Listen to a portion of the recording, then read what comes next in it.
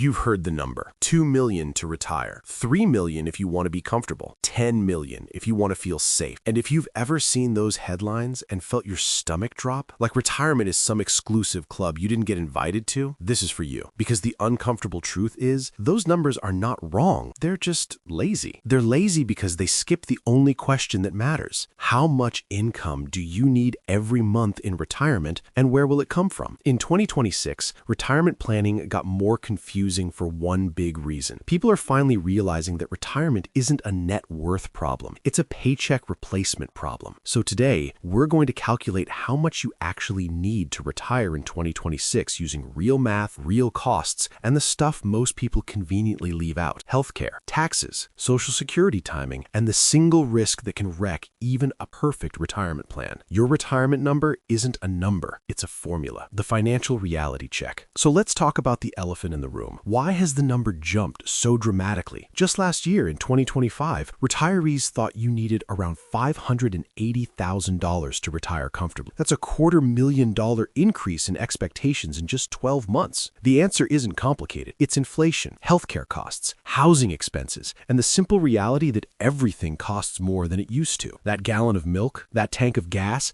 that utility bill, they've all crept up. And when you're living on a fixed income for potentially 30 years or more, those small increases add up to massive differences. Think about your own spending for a second. Do you actually know how much you spend every month? And I mean really know. Not a rough estimate, but the actual number. Financial advisors consistently find that people underestimate their monthly spending by as much as 50%. Half. That's not just a rounding error. That's the difference between a comfortable retirement and one where you're constantly worried about money. The Bureau of Labor Statistics tells us that retirees spent an average of $69,616 a year in 2025. That's just under $5,000 a month. But if you're living in a high-cost area, or if you have specific health needs, or if you simply want to actually enjoy your retirement instead of just surviving it, that number climbs quickly. The 80% rule and why it matters. Here's where financial planning gets personal. Most experts recommend having access to 70 to 80% of your current income in retirement. So if you're making $100,000 a year right now, you'd need between $70,000 and $80,000 annually to maintain your lifestyle. That breaks down to about $5,833 to $6,666 per month. Now, I know what you're thinking, but I won't have work expenses. No more commuting, no more work clothes,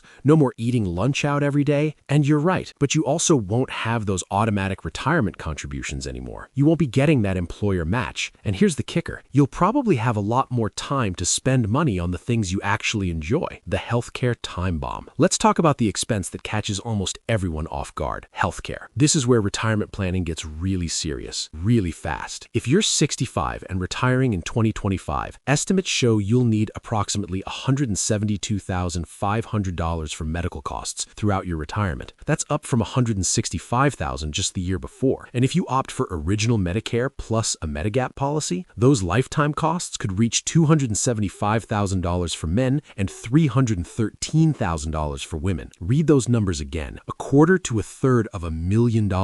Just for healthcare. And that's not even accounting for long-term care, which could add another $140,000 to $153,000 per year if you end up needing nursing home care in certain parts of the country. Here's what makes this especially tricky. Medicare isn't free. Yes, you paid into Medicare Part A your entire working life through payroll taxes, so hospital coverage has no premium. But Part B, which covers doctor's visits and outpatient care, costs money. Part D, for prescriptions, costs money. And if you want supplemental insurance to cover the gaps, which most people do, that costs money too. If you're planning to retire before 65, before Medicare eligibility kicks in, you'll need to secure your own health insurance. And if you've been getting insurance through your employer, prepare for sticker shock. Private health insurance for someone in their early 60s can easily cost $1,500 to $2,000 a month or more, depending on where you live and what coverage you need. Here's where the statistics get really sobering. More than 1 in 4 retirees, 29%, have no money saved for retirement at all. Zero. Nothing. They're living entirely on Social Security, maybe a small pension if they're lucky, and hope. For about 58% of this group, the reason is straightforward. They lived paycheck to paycheck before retiring. They didn't have extra money to save. But here's what's interesting. About 1 in 3 admit to foreseeable mistakes. They thought they'd be able to live entirely off Social Security. They didn't realize how much money they'd actually need. They simply didn't plan. And even among those who did save, the numbers are concerning. Only 23% of retirees had $500,000 or more when they retired. Most are working with significantly less, trying to make it stretch for 20, 25, even 30 years or more. The timing trap. When people start saving, here's one of the biggest factors in why so many come up short. They start saving too late. The majority of current retirees, 57%, were 30 or older when they first began saving for retirement. Nearly a third were at least 40, and a shocking 32% were 50 or older or never began saving at all. This is where compound interest becomes your best friend or your biggest regret. Money invested at 25 has 4 decades to grow. Money invested at 45 has 2 decades. That difference is massive. We're talking about potentially hundreds of thousands of dollars in lost growth. But here's the thing, 92% of retirees say that people underestimate how much money is needed to retire comfortably, and 58% say they were surprised themselves. So there's a widespread ignorance about the actual cost of retirement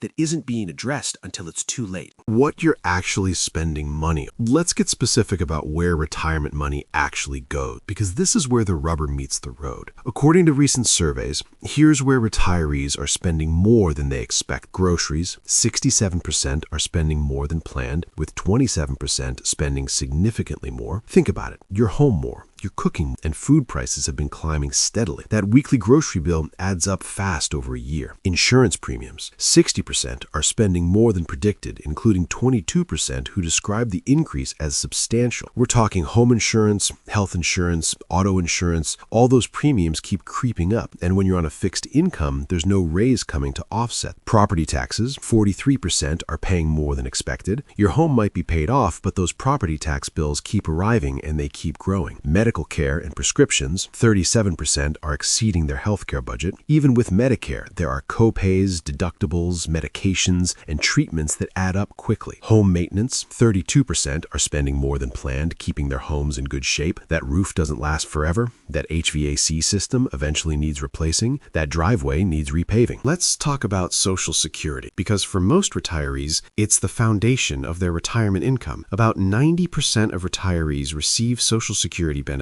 and for 22% of them, it's their only source of income. That's worth repeating. More than 1 in 5 retirees are living entirely on Social Security. For 2026, Social Security benefits increased by 2.8%, which sounds okay, until you realize that many retirees are spending 67% more on groceries and 60% more on insurance than they planned. That 2.8% increase doesn't come close to covering the real cost increases most people are experiencing.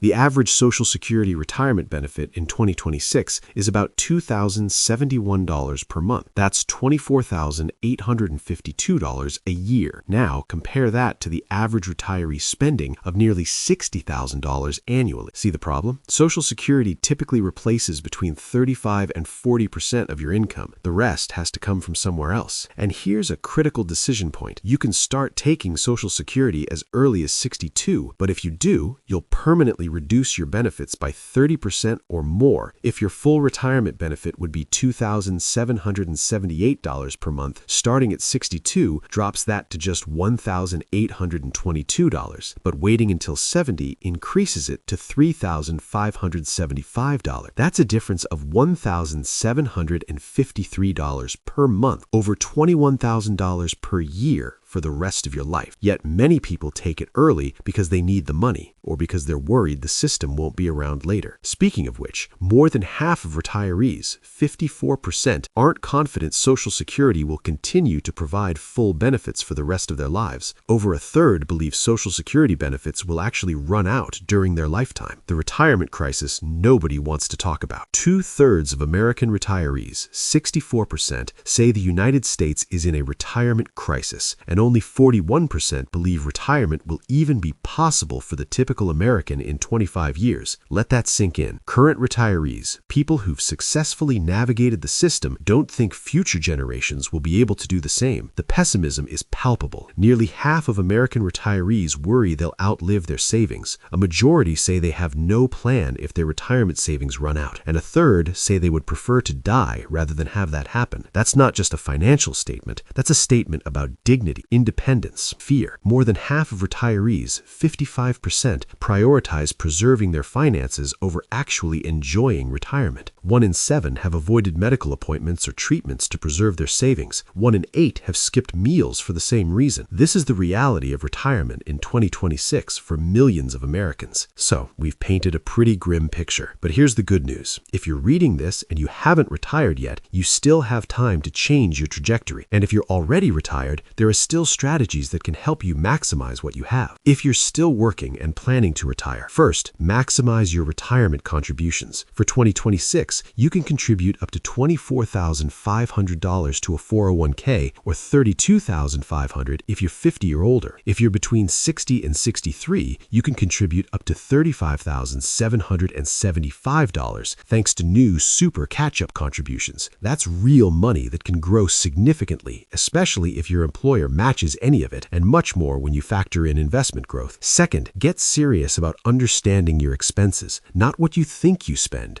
but what you actually spend. Track every dollar for at least 3 months, ideally a full year. Include everything: the subscriptions you forgot about, the insurance payments that come quarterly, the gifts for grandkids, all of it. Third, create a real retirement income plan. Where will your money come from? Social Security is probably part of it, but what else? 401k withdrawals, Roth IRA distributions, taxable investment accounts, rental income? Each source has different tax implications, and the order in which you tap them matters enormously. If you're approaching retirement in the next few years, consider a trial retirement by taking an extended leave or reducing your hours. This serves 2 purposes. It lets you see how you'll actually spend your time in retirement, and it gives you a reality check on your budget. If you can't make your finances work while you're still earning some income, you definitely can't make them work with no income at all. Review your healthcare plan carefully. If you're retiring before 65, how will you bridge the gap to Medicare? If you're 65 or older, which Medicare options make sense for your specific health needs? Don't just pick the cheapest premium. Look at the total out-of-pocket costs, including deductibles and copays. Make your Social Security decisions strategically. For most people, delaying Social Security as long as you can, ideally to 70, results in significantly higher lifetime benefits. But this requires having enough other savings to live on in the meantime. Run the numbers with actual calculators, not just gut feelings.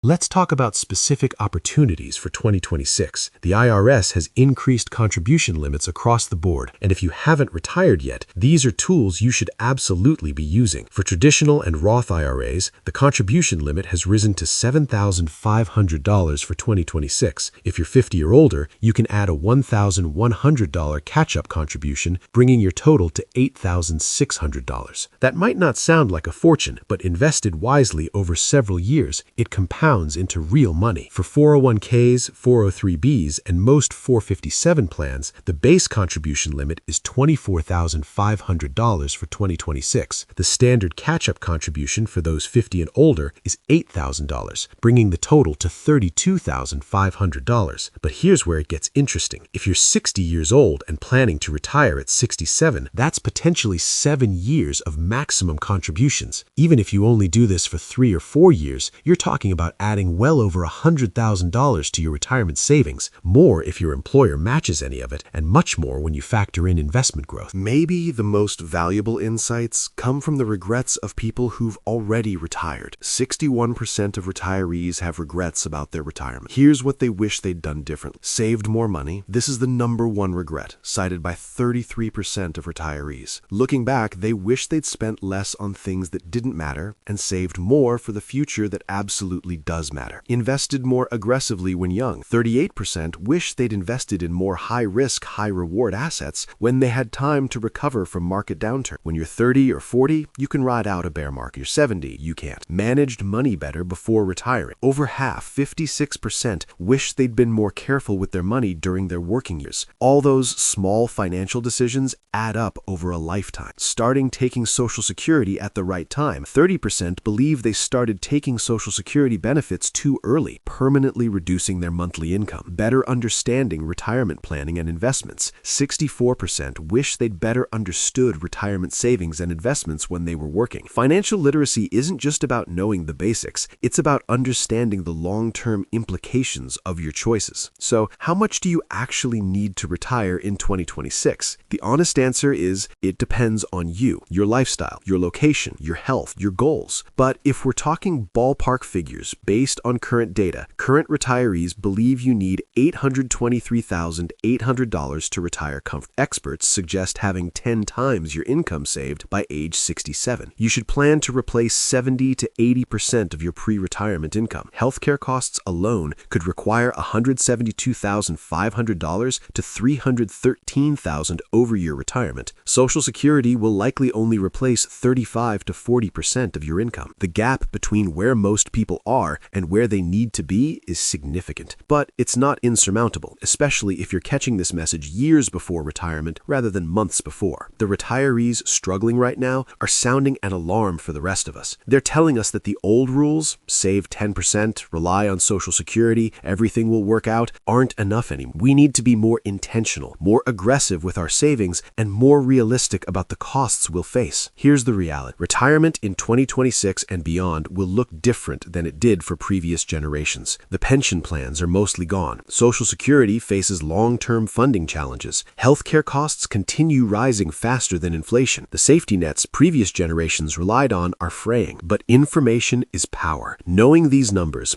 understanding these challenges, and acting on this knowledge now can make all the difference between a retirement spent worrying about money and one actually enjoying the life you worked so hard to build. The choice is yours. You can hope everything works out, or you can plan to make it work out. You can assume you'll figure it out later, or you can figure it out now when you still have time to course correct. The retirees of 2026 are telling us their truth. They wish they'd known. They wish they'd saved more. They wish they'd planned better. You have the opportunity to learn from their experience without having to live their regrets. So what's it going to be? Are you ready to get real about your retirement numbers? Or are you going to join the 92% who say they underestimated what they'd need? The clock is ticking, but it's not too late to change your retirement story. The question isn't just, can I retire? The question is, can I retire well? And that answer is still in your hands.